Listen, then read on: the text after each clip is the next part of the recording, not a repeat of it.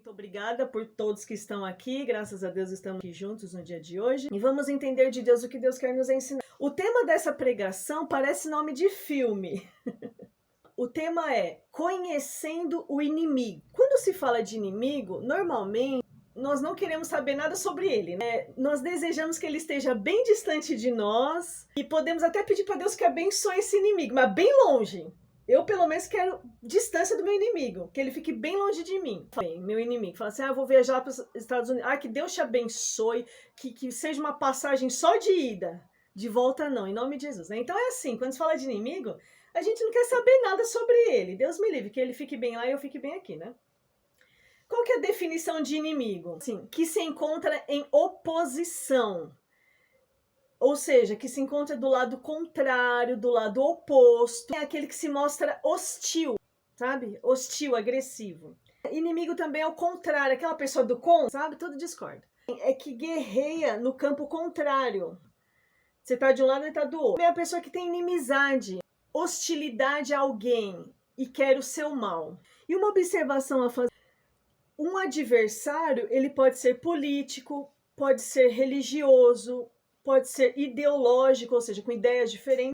Quais são os tipos de inimigo? Eu vou citar aqui 4 tipos de inimigos. Aquele que é declarado, aquele que chega e já fala que é inimigo, que a gente olha e já sabe, é inimigo. Que já fala claramente, sou seu inimigo. O segundo é aquele que finge ser amigo. Se faz de amiguinho, se aproxima, como quem não quer nada, tá ali se fingindo de amigo, mas na verdade ele é inimigo.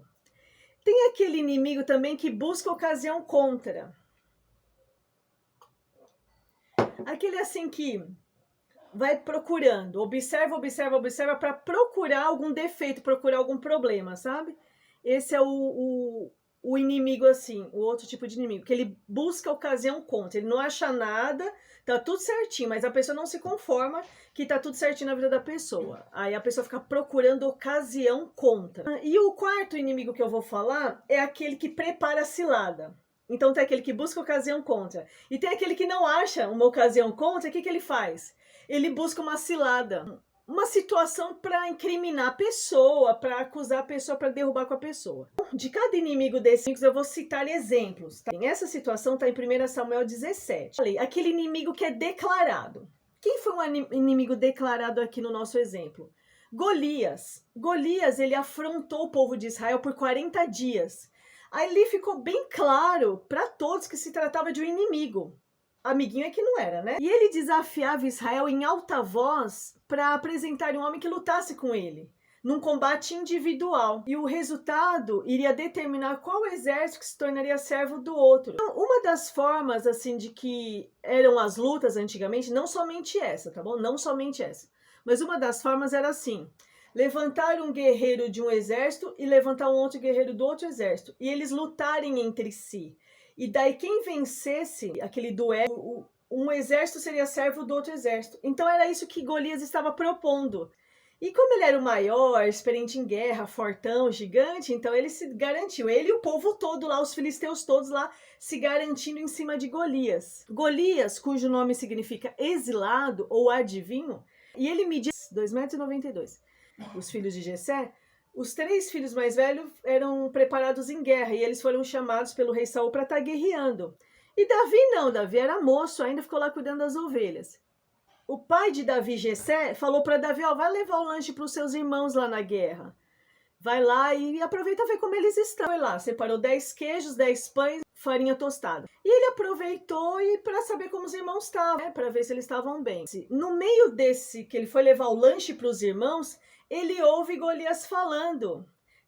Quero ver quem é homem para mim, cara. Não foram essas palavras, tá bom? Eu tô ilustrando.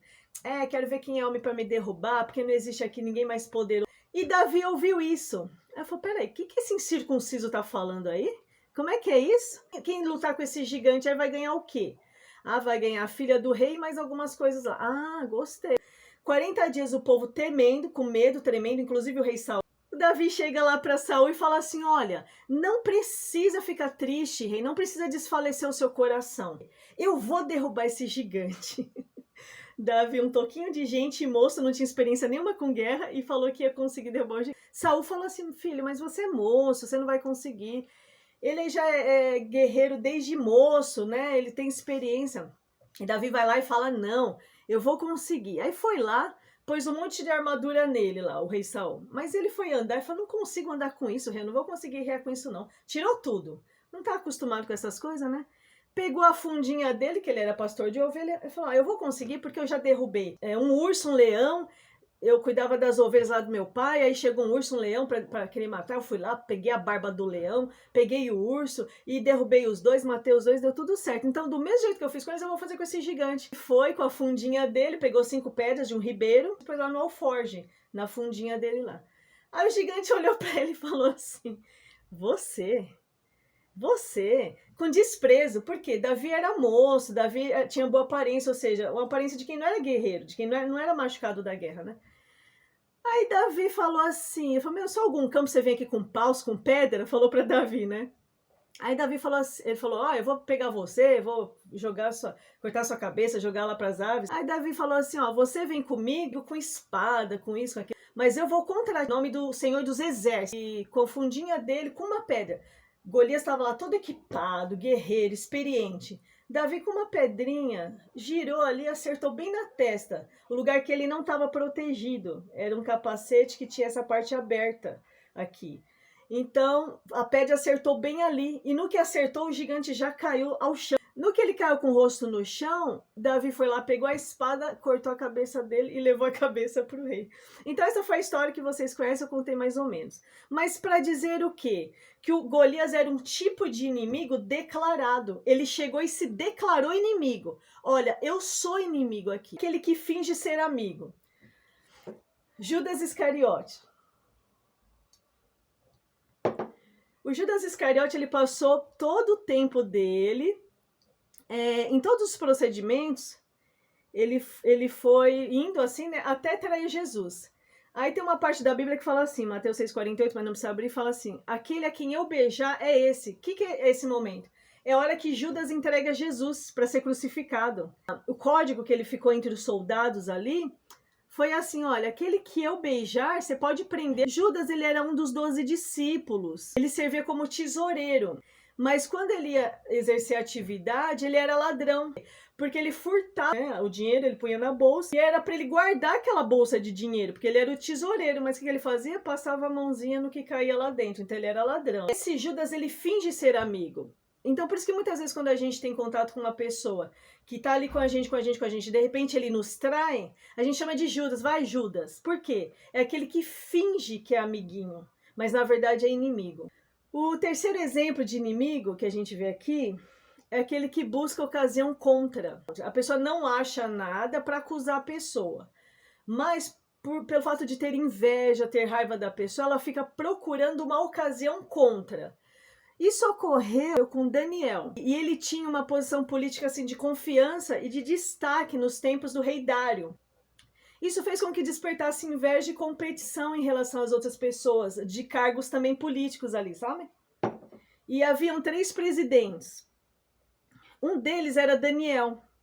E os sátrapas, né? A Bíblia fala sátrapas, eram governantes ali. Eles deveriam prestar contas para Daniel. Então eles eram importantes também, mas eles tinham que ficar prestando conta para Daniel. Esses rivais, eles ficavam observando Daniel, porque eles não concordavam, tinham inveja de Daniel. Então, eles foram buscando ocasião contra, sabe? Eles ficaram ali, o que a gente pode inventar, que a gente pode fazer para derrubar Daniel? Só que eles não encontraram nada, porque Daniel era íntegro, era temente a Deus, correto, né? Honesto. E como eles não encontraram nada contra para derrubar Daniel, eles inventaram um plano. Eles viram que Daniel orava a Deus 3 vezes por dia. Então eles não encontraram nada contra Daniel, então eles foram lá e procuraram. Aí eles falaram assim, eu vou ter que arranjar na lei do Deus dele, né? Porque eu não tô achando nada contra eles, então deixa eu buscar ali na lei do Deus dele.